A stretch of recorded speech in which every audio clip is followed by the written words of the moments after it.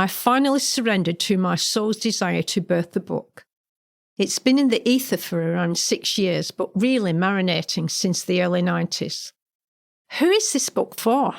It's for coaches, complementary therapists, nurses, integrative doctors, spiral practitioners, and others who aren't in those professions, but who constantly challenge and question the way of doing life and search for transformative answers. It's also for people who want to break the bad luck spell. Why should you embark on this journey with me? What are the benefits to you, the reader? Join the adventurous journey, identify your life's challenges and how your pain body's activated. How did pain body activation affect you? How did you manage these barriers and obstacles? Did it stop you in your tracks? Did it paralyze you and make you play safe? Did you settle for what you felt defined you? Did low self-esteem kick in after a string of failures of many different varieties? Why did you give up on your hopes, dreams, values, and sacrifice your true self, settle for less to stay safe and secure? Were you not born to have what you truly desire in life? We are all destined for greatness, the greatness from within, the stirrings of our soul, which is the driving force of our being. By me, Pat Newton. Don't you deserve to get what you desire?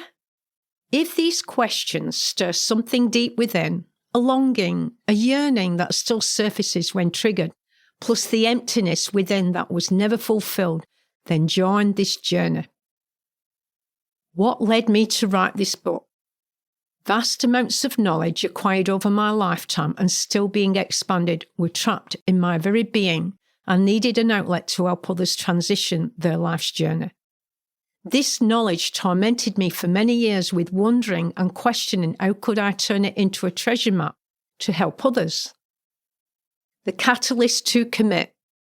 With the recent global challenges and changes implemented over the last 2 years, my sage dived into deep inquiry and the need to know was raging.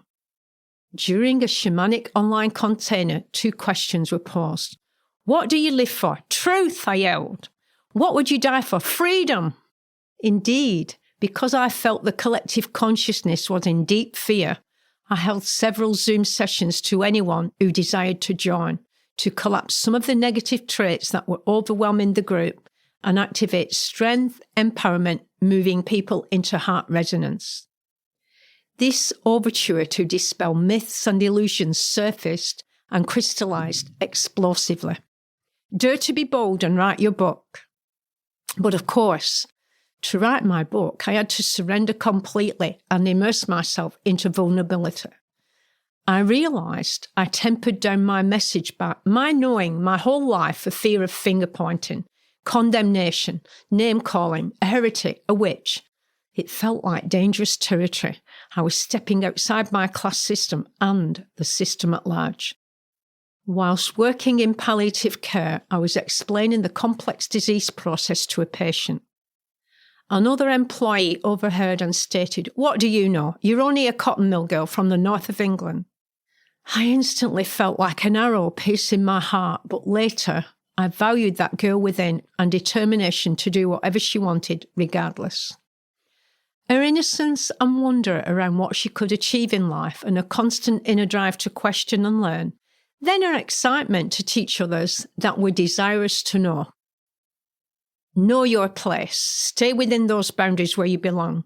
You cannot be a doctor. It's only for certain classes.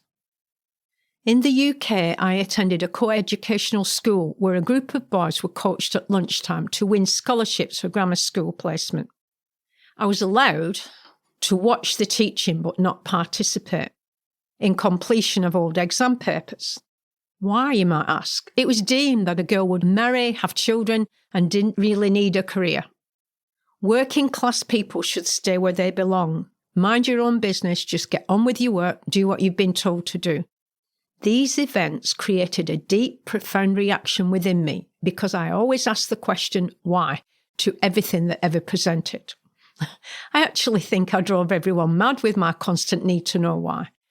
I now realise this constant questioning was required to rattle the cage,